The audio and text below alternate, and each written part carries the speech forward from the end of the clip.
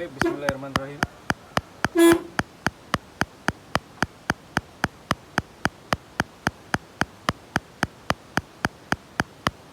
Bismillahirrahmanirrahim. Assalamualaikum warahmatullahi wabarakatuh. Perkenalkan, saya Alvin Rahman Hakim dari kelas Teosofi E. Ingin menjawab butir-butir pertanyaan yang telah dilayangkan oleh Ustadz Alifudin di dalam grup WA dari kelas Teosofi E. Jadi video ini saya buat untuk menyelesaikan tugas ujian akhir semester saya di kampus UIN Maulana Malik Ibrahim Malang, dengan harapan saya bisa mendapatkan nilai sempurna dan juga bisa wisuda dengan segera supaya saya bisa melanjutkan kehidupan saya ke jenjang yang lebih baik. Dan video ini diambil di sela-sela pekerjaan saya sehari-hari sebagai driver. Jadi mohon maaf apabila terdapat banyak kekurangan, karena di sini saya berusaha keras untuk membagi waktu antara bekerja, belajar, dan beribadah nih teman-teman. Baik, untuk poin-poin pertama saya ditanya tentang makomat-makomat yang harus dilalui sufi untuk mencapai tasawuf. Nah, makomat itu sendiri adalah istilah tasawuf ya teman-teman, untuk menyebut berbagai kedudukan pendakian rohani yang ditempuh agar bisa sampai atau wasolah, wusul kepada Allah. Makomat secara harfiah adalah jamak dari kata makom yang berarti tempat, kedudukan, dan derajat. Di Nusantara, makom digunakan untuk menyebut juga petilasan atau kuburan, makam. Kadang juga disebut sebagai makom. Para guru sufi ini memberikan jumlah yang berbeda-beda dalam makomat. Dari Al-Kalabazi menyebutkan ada 7 makomat. Yang pertama adalah taubat, yang kedua adalah zuhud, yang ketiga sabar, yang keempat tawakal, yang kelima ridho, yang keenam mahabbah, dan yang ketujuh barulah ma'rifat. Dari Abu Nasr As-Sarraj juga menyebutkan ada 7, dan Abu Talib Al-Makki menyebutkan ada 9, dan Al-Ghazali menyebutkan ada 10, Ibnu Arabi menyebutkan ada 15, dan lain-lain. Perbedaan tersebut terjadi dalam penentuan hierarki dan juga syukur yang lebih tinggi dari sabar ataupun sebaliknya. Jadi video ini saya buat untuk menyelesaikan tugas ujian akhir semester guna menyelesaikan studi saya di kampus UIN Maulana Malik Ibrahim Malang. Tahapan-tahapan itu yang banyak disebut oleh guru sufi ada 7. Yang pertama adalah taubat, adalah penyucian diri dari semua dosa yang telah dilakukan oleh umat manusia terhadap Tuhannya, memohon ampun terhadap Allah atas segala kehilafan yang baik dilakukan oleh sengaja ataupun tidak sengaja, baik dilakukan dengan sadar ataupun tidak sadar. Tahap taubat ini juga mempunyai tahapan. Seorang calon sufi harus taubat dari dosa-dosa yang besar yang pernah dilakukannya. Di antaranya mungkin pernah mencuri, pernah berzina, pernah membunuh, ataupun pernah menyekutukan Allah secara tidak sadar ataupun sadar. Harus bertobat kepada Tuhan yang Maha Esa. Yang selanjutnya, ia akan bertobat dari dosa-dosa kecil. Kehilafan-kehilafan kecil ini banyak sekali macamnya. Dan setelah itu barulah dikatakan seorang umat ini benar-benar telah melaksanakan taubatan nasuha, yaitu penyesalan atas dosa-dosanya yang lampau dan betul-betul tidak akan berbuat dosa lagi dalam bentuk apapun itu. Itulah makomat yang telah saya sebutkan, yang diawali dengan taubat dan dilanjutkan dengan tahapan-tahapan selanjutnya, yang mana semua itu jika dilalui dengan sepenuh hati, seikhlas hati, dan juga dengan sungguh-sungguh, akan membuat umat manusia mencapai tahapan menjadi seorang tasawuf. Yang kedua, ada 5 akhlak tercela. Ada 5 induk akhlak tercela. Apa saja akhlak-akhlak tercela itu? Akhlak tercela itu adalah hasad, dendam, ghibah, fitnah, dan namimah. Akhlak tercela harus dicegah dari kesadaran diri untuk tidak terus dilakukannya.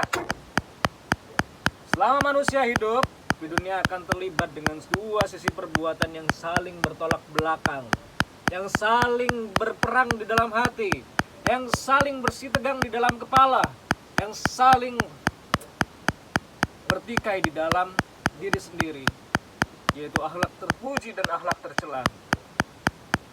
Akhlak terpuji akan mengantarkan seseorang bagi kebaikan di dalam kehidupannya. Bagi orang Islam, akhlak terpuji tidak hanya mempengaruhi kebaikan dunia, tapi juga bagaimana mempengaruhi kehidupannya di akhirat kelak. Maka dari itu, hal yang paling harus dijaga oleh umat Islam, umat Muslim khususnya, adalah akhlak. Semua hal bisa dibeli, semua hal bisa didatangkan dengan uang, tapi tidak dengan akhlak dan adab. Itu adalah hal yang paling berharga, sebuah mustika yang harus dijaga oleh umat Islam, oleh seorang muslim ataupun muslimah. Dan dari macam-macam akhlak tercela ini, buat yang belum memahami, akan saya jelaskan satu persatu, dimulai dari hasad. Hasad atau dengki bukanlah perasaan iri, sekedar perasaan iri terhadap orang lain. Tapi ketika orang memiliki sikap hasad di dalam hatinya, ia tidak akan suka dengan kenikmatan yang diraih oleh orang lain, dan sangat ingin untuk menghilangkan kenikmatan-kenikmatan itu di dalam hatinya ataupun kehidupannya. Hasad juga bisa diartikan sebagai perasaan benci dan tidak suka atas keadaan baik yang dialami oleh orang yang dihasad. Dalam hal ini, dalam problema dan dinamika kehidupan manusia sehari-hari, di dalam problema kehidupan masyarakat Indonesia, tidak banyak lepas dari hasad. Mantan kekasih hati telah menemukan kekasih baru, telah menikah, telah mempunyai anak, penghasilan yang luar biasa, mencukupi kebutuhannya sehari-hari. Ia tidak terima dengan kenikmatan itu dan berusaha untuk memporak-porandakan kehidupan rumah tangga suci yang dialami oleh mantan kekasih hatinya. Itu adalah bentuk contoh dari sikap hasad yang banyak terjadi, entah di dalam cerita drama telenovela ataupun kehidupan nyata dari masyarakat di Indonesia. Yang kedua adalah dendam. Rasa dendam membuat hati seseorang diliputi dengan kemarahan. Rasa dendam membuat hati seseorang diliputi dengan kebencian. Rasa dendam membuat hati seseorang diliputi dengan pikiran-pikiran yang ingin menghancurkan. Dia ingin membahas perlakuan orang lain atas perbuatan yang tidak menyenangkan yang telah dialaminya. Cara untuk mengatasi dendam ini adalah dengan memaafkan, baik kepada orang yang telah menyakiti kita ataupun di dalam hati dan diri kita sendiri. Memaafkan diri sendiri adalah hal yang agak sulit dilakukan. Banyak sekali manfaat dan besar sekali kedamaian yang akan kita rasakan jika kita mencoba untuk memaafkan diri sendiri. Yang ketiga adalah ghibah. Ghibah adalah sebuah hobi, sebuah kesukaan, sebuah kegemaran bagi masyarakat warga negara Indonesia khususnya, mencela, menggunjing, mengumandangkan aib-aib orang lain, kebodohan, hanya untuk memuaskan hati dan hasratnya, agar memiliki perasaan bahwa orang yang dighibah itu tidaklah baik daripada dirinya. Ghibah adalah setiap perkataan yang membicarakan diri orang lain, khususnya dalam hal yang negatif.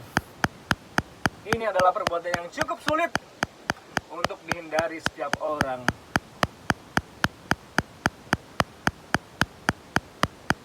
Dan ghibah dapatlah dihindari dengan mendustakan bisikan setan saat ada hasrat dan dorongan hati untuk membicarakan orang lain. Dan juga ada fitnah dan juga ada namimah, yaitu induk akhlak tercela, sikap ingin mengadu domba, menghancurkan hubungan antara 2 orang atau 3 orang atau lebih. Itu yang harus dihindari. 5 induk akhlak tercela yang dimiliki oleh manusia. Kita semua manusia diliputi dengan kekhilafan, kesalahan, kebodohan, ketamakan. Tapi selalu ingat bahwa kita harus juga diimbangi dengan kebaikan. Dan yang ketiga, pertanyaan yang luar biasa, agak sulit untuk dijawab, dan akan saya coba jawab dengan pengetahuan saya yang telah saya pelajari selama ini. Semenjak 2012, tahun 2012 saya belajar agama Islam, walaupun di dalam prakteknya agak sulit untuk mempraktekkan tentang perbedaan pemikiran antara Al-Ghazali dan Al-Halaj. Al-Halaj, siapa yang tidak tahu? Umat muslim, siapa yang tidak tahu Al-Halaj? Seorang tokoh sufi yang terkemuka pada abad ke-19. Dikarenakan pemikiran tasawufnya yang juga sedikit kontroversial, seperti Al-Hulul, Nur Muhammad, dan kesamaan semua agama. Tapi yang kontroversial adalah Al-Hulul, yaitu merupakan pengalaman batinnya dengan Tuhan yang diungkapkan kepada masyarakat pada umumnya. Al-Halaj mengatakan ada al-haq, pengalaman kesatuan dengan Tuhan yang mendapatkan tanggapan yang kontroversial. Ada sebagian membela pernyataan Al-Halaj, dan ada pula sebagian yang menentangnya, mencacinya, menghardiknya. Perkataan itu tidak hanya menjadi pembicaraan yang kontroversial, namun lebih dari yang Anda bayangkan, lebih dari yang Anda pikirkan. Al-Halaj mendapatkan hukuman mati. Dan inilah video yang saya buat selama 30 menit. Kurang lebihnya mohon maaf yang sebesar-besarnya, dan terima kasih atas segala bimbingan yang telah diberikan oleh Ustadz Arifuddin. Doakan saya untuk menjadi sarjana dengan segera, memuliakan kehidupan kedua orang tua, memuliakan kehidupan istri saya dan keluarga saya kelak nantinya. Karena sarjana adalah syarat utama bagi saya untuk melanjutkan ke kehidupan yang lebih, yaitu menikah. Terima kasih. Wallahu muwafiq ila aqwamit thoriq. Assalamualaikum warahmatullahi wabarakatuh.